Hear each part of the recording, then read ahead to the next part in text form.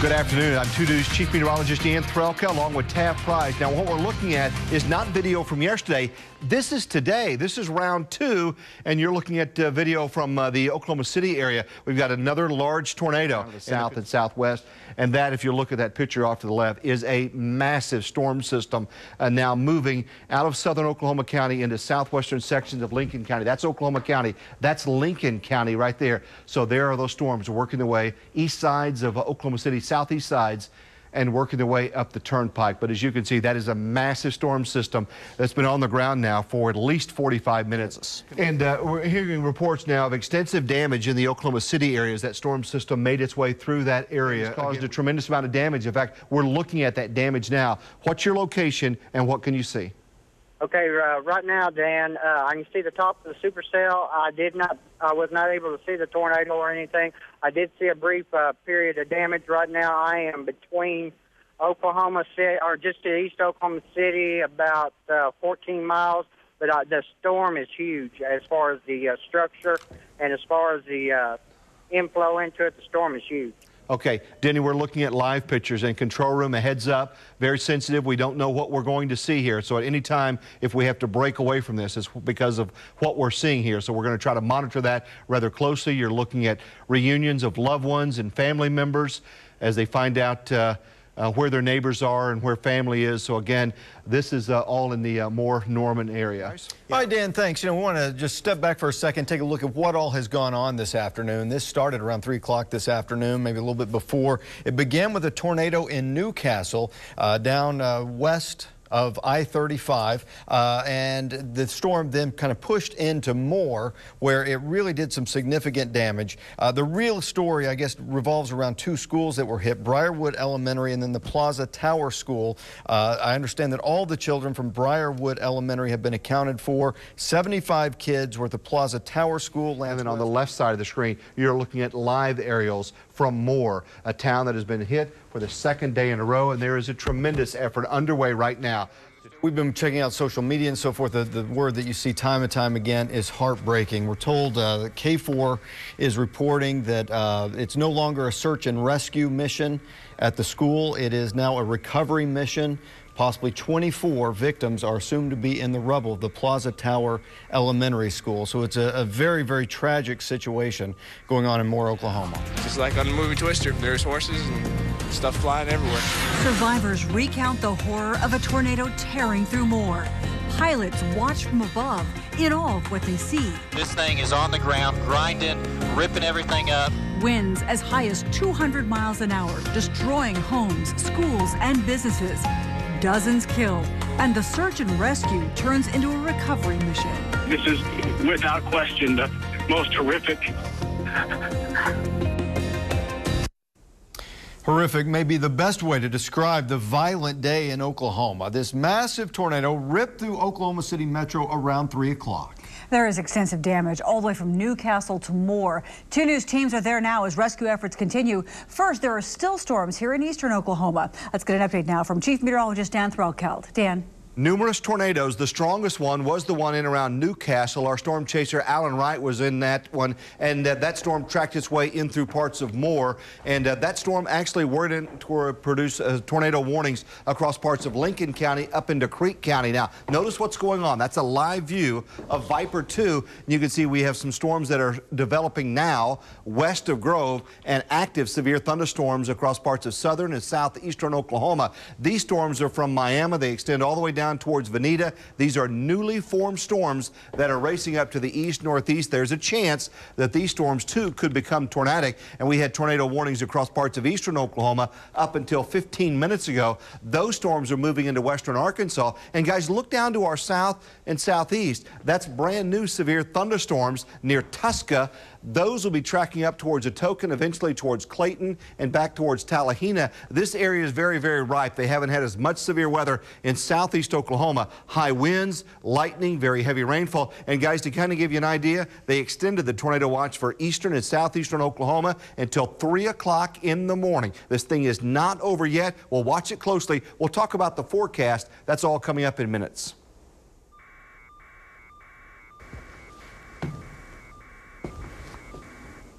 Families tonight are looking through the rubble looking for loved ones. Tonight, the lights illuminate the devastation in the city of Moore, Oklahoma, as rescue crews go through an elementary school looking for survivors. Here's the very latest out of Moore tonight. Officials confirm 51 people are dead. We've learned that hospitals are treating more than 140 others, including 70 children. Patients ranged from minor to critical injuries. Damage was reported from Newcastle to Moore on the south side of Oklahoma City. Now the search for survivors is on. It was hard to see that, and then to be here for so long and still haven't heard anything or haven't found her yet. It's been tough for a lot of folks. Families are looking through the rubble for their loved ones tonight. We continue our team coverage this evening with 2 News anchor Marla Carter. She's live at Park Towers Elementary School, where the search continues for those missing children. Marla. Yes, Russ and Karen, right around this area are neighborhoods, and for miles and miles, all you see is complete devastation. Homes, buildings completely leveled, neighborhoods wiped out. In fact, this piece of siding was wrapped around a tree. This area is just entirely littered with debris. And of course, now that it's dark and this area is without power, it's in complete darkness. The only area that is lit is the area where they continue to search for those missing children.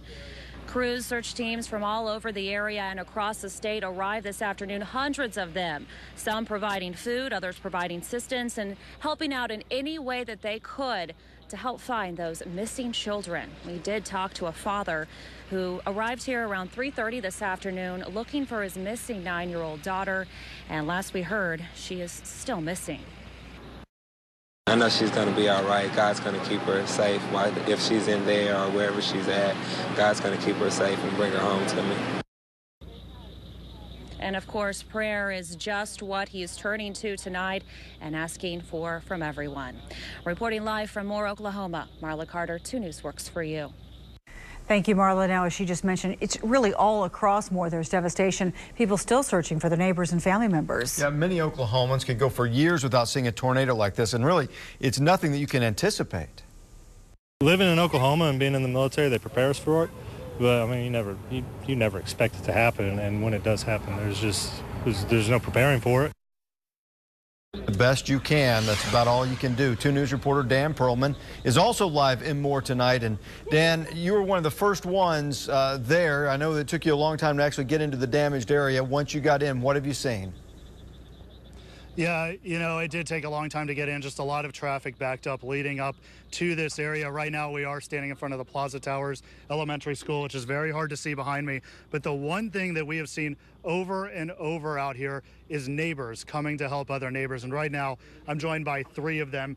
First off, Kim Haskin. Yes. You are a nurse. Why did you want to come out here today? Just watching the news, seeing all the devastation, I knew that they could use help and any hands that could be available to come out and help. And what have you done so far? I've been over at the Warren Theater. We've just helped triage minor injuries from hospital overflow. These 2 have helped deliver supplies, set up equipment, really just anything we're told to do. We're just ready with hands to go. All right, and we're also here with Russell and Rebecca Terrell. You guys live about 8 miles away, you were just telling me, and you guys rushed in here once you saw the news also. Why did you come in here, and what have you guys seen so far? We just came because we figured that they needed help, and I went to the Warren Theater and helped set up lights at the theater and the hospital. So. And what have you done, Rebecca? I've been in the Warren Theater helping people that need water or food or anything like that to use the restroom. Just anybody that needs help. Now, I know you guys have all 3 of you sort of seen a lot of this damage up close, a lot of the injuries up close. Can you describe what you guys have seen in the process of doing this? There's really just not a whole lot of words to describe it. Total devastation everywhere. And you're from Moore. I know you said your house is okay. Yes. But to see so many people in your community in this condition. Just unbelievable. I really don't know what to say about it. You just look around and it's amazing to see so many people jumping in to help out where needed. But again, I mean, I don't think it's really sank in yet. All right. You guys, all 3 of you, thank you very much for joining us. I'm sure the people here are very thankful for everything that you guys have done. And again, back in the studio, you guys, it is just one person after another who has just come in here to volunteer. It's really just an incredible sight, something you see a lot, but it really is heartwarming to see it in this kind of devastation. the worst of what can happen in Oklahoma, and it brings out the best in us. Dan, probably the greatest focus has been that school and the search for survivors, the search for the children. What can you tell us about that tonight? Yeah, well, you know, I did talk with one man as he was walking away, somebody who was a part of that rescue effort, and I asked him if, in fact, this is a search and rescue operation or if it's become a recovery operation. He told me it is a recovery operation. He wouldn't talk to me about what exactly he's seen in there, but I can tell you cars are up against the wall of that building. The roof is blown off, and you just see these guys going from car to car, an area of that building to another area, putting these orange X's, and that means that they've checked it, and where they've checked, they haven't found anybody, which is obviously good news, but you do know in that rubble there probably are more people that will be found in the coming days. All right, Dan Perlman reporting live tonight from Moore. It is a terribly, terribly tragic thing, but at the same time, it's so good to see Oklahomans pitching in. That is the one great thing about our state as we come to each other's aid time and time again. You know, the National Weather Service is already releasing preliminary data from the storm. Now, we want to show you the path of today's tornado that ripped through Moore.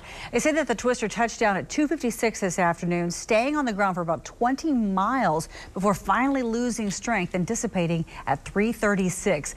That deadly tornado caught on camera. A massive black funnel is the same storm that carved a path of destruction through Moore, and experts now believe it was an EF5. We're hoping to show you some pictures here of that tornado. Winds up to 200 miles an hour. We have some aerial footage shows flashes as the tornado snapped power lines. I mean, just take a look at that funnel cloud. It's unbelievable. The storm left thousands of people without electricity. Many are still in the dark tonight. And another camera captured a much thinner looking twister near Oklahoma City. You can see it just hovering there in the distance just past the tree line. Again, there are those power flashes as you see them hitting the power lines there. You know, this isn't the first tornado to hit the town of Moore. This footage is from May of 1999. The same suburb was hit by a massive F5 tornado. That storm had the highest winds ever recorded near the Earth's surface. 44 people were killed that day and hundreds more of homes were destroyed. Now, the Warren Theater was only one of a number of businesses that were hit by the tornado. A Channel 2 employee, Mike Carter, was in that movie theater when the storm hit. He says that they stopped the movie just before 3 p.m., took everybody in the hallway, and then just a few minutes later the storm hit. That movie theater did suffer some damage, but the good news is that everyone in that theater is okay. Mike Carter joins us now on the phone to tell us more about that experience. Mike, take us through what happened there today. What happened to you this afternoon? Well, Russ, I was catching a 2:30 showing at the Warren Theater. We got about 10 minutes in the show, and we got a storm shield alert.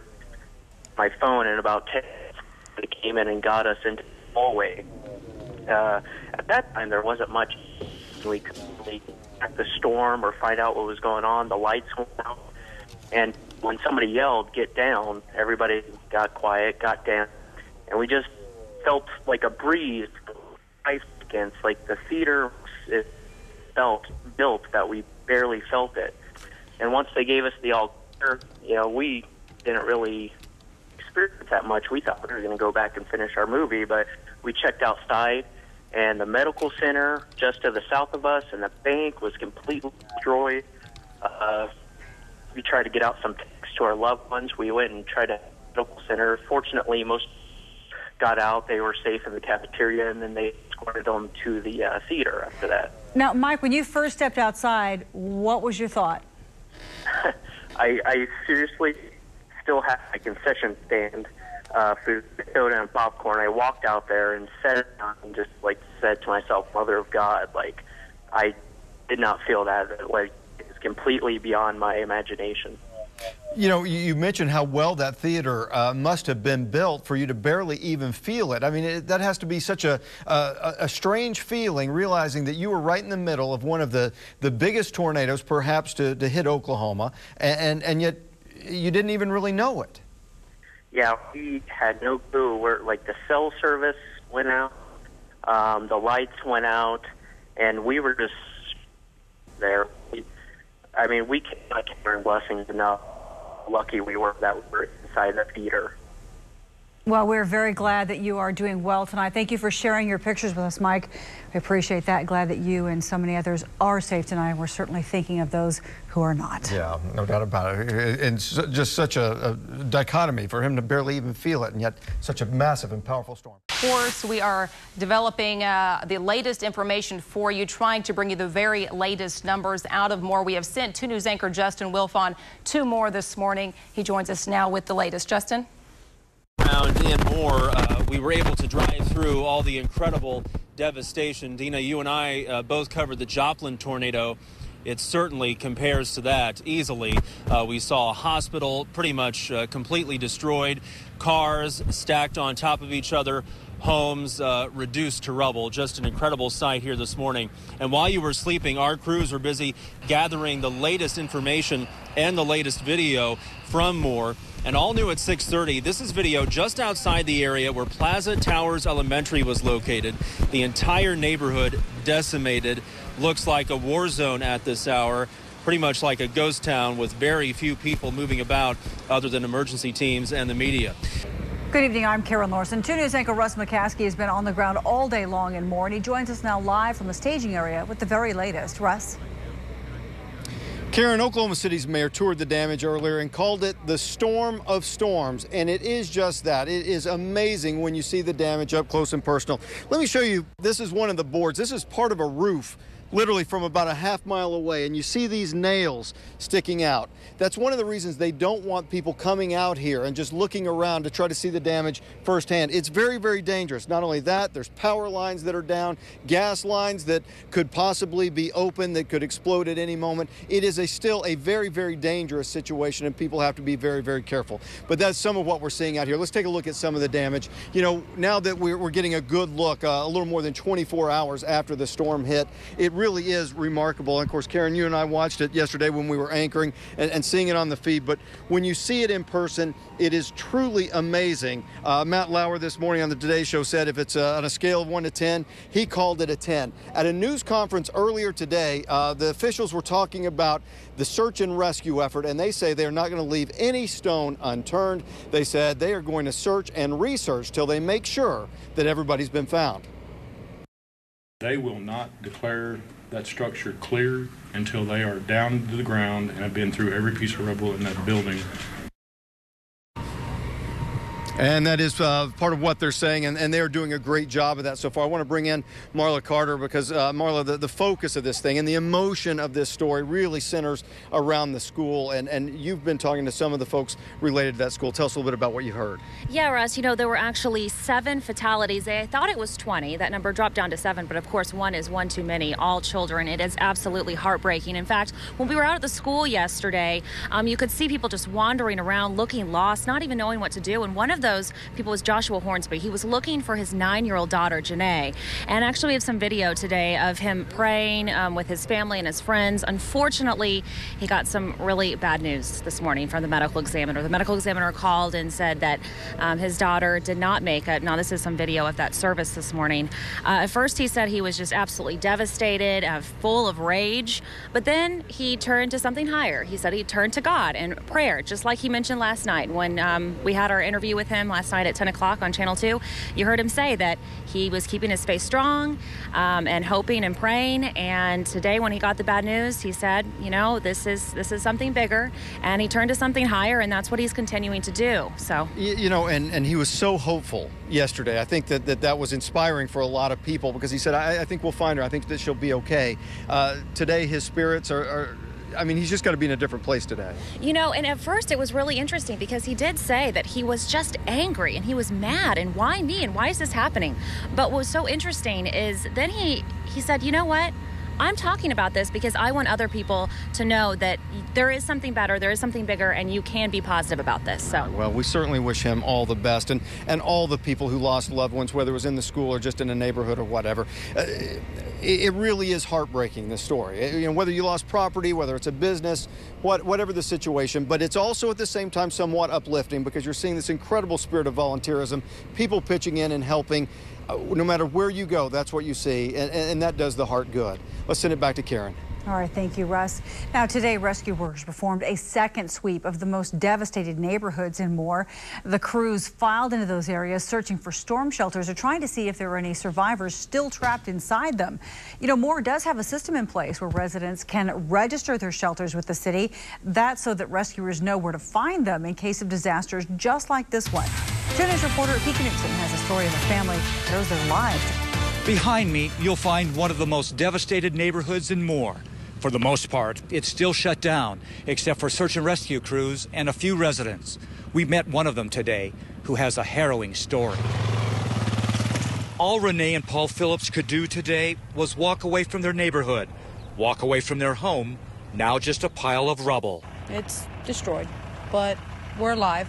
We're fine. Paul was at work when the monster storm hit, but Rena and 7 of her family, including 4 grandbabies, barely escaped the tornado, crowding into a tiny storm cellar in their garage. You hear it coming, it gets hot, it gets cold, you know, wind. The debris hitting the cellar and coming through the cracks. The tornado passed, but the terror was far from over. The storm cellar door wouldn't budge. Debris had buried them. Rena knew she couldn't panic. She had to stay calm for her grandchildren's sake. You know, the thing is I know where my security is, and the Lord takes care of his people. And I just cried out on his name. And I was like, Lord Jesus, just keep your hand on us, protect us. And he did again. Then a voice, a woman's voice, faint and muffled. Rescuers were on the way. Soon, they heard digging. I held all the grandbabies at the back of the storm cellar while they kicked debris and pulled debris, and the hole was probably about this big that we came out of. Where they were at is right there. Yeah, there's that a puddle little of dark water. spot is where the cellar was, and it's full of water right now. Yeah. Their traumatic ordeal finally over, and today another glimmer of hope. They found Titan in the debris, wet and hungry, but alive. A symbol, Rena says, that life goes on.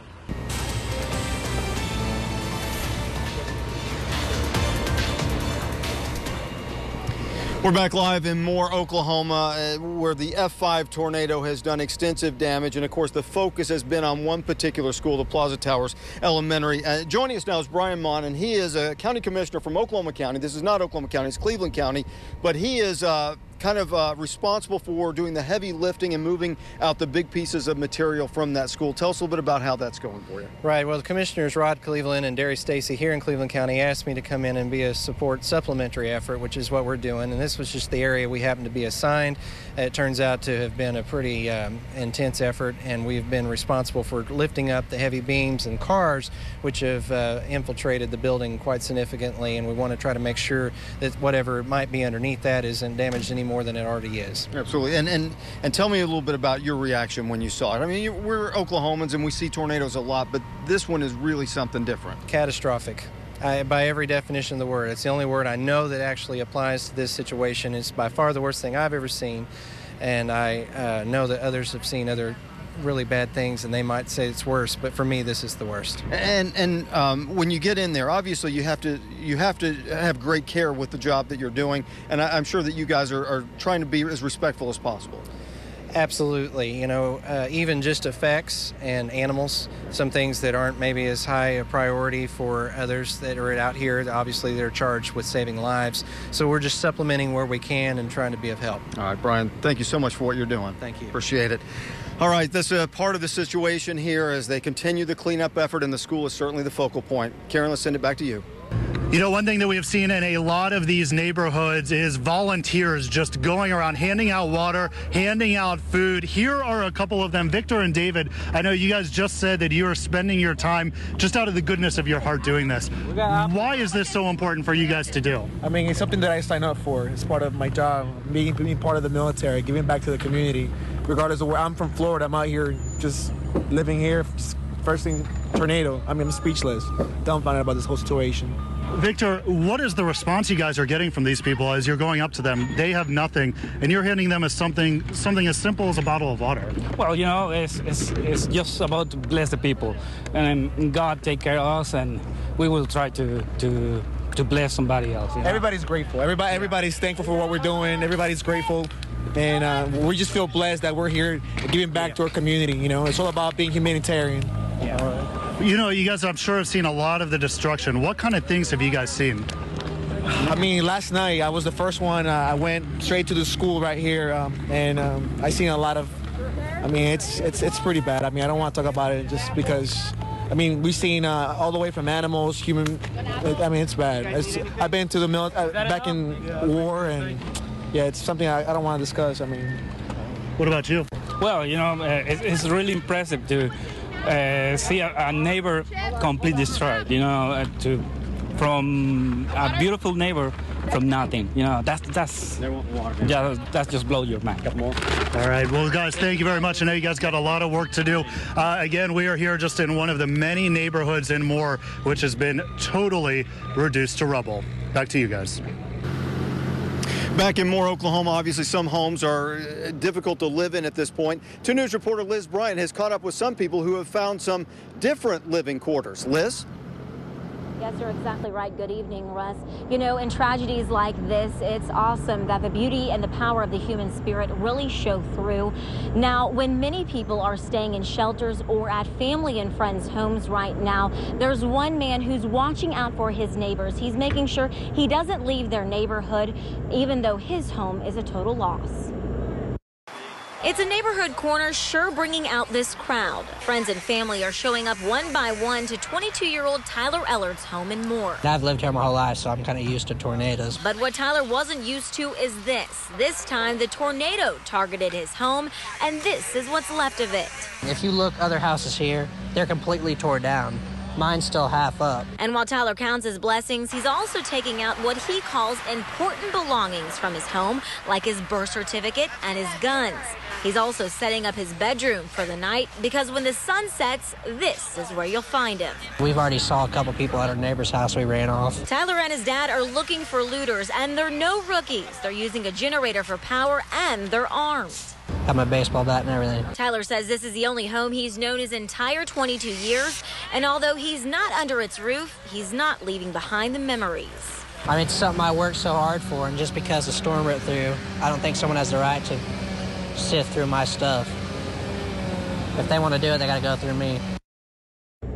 Exactly, they will have to go through him, and Tyler's home is just about a mile away from here. Now, his friends, his dad's friends, have actually offered to come there tonight and stay in the tent so that he and his dad can go to a hotel room and get some sleep. Russ, back to you.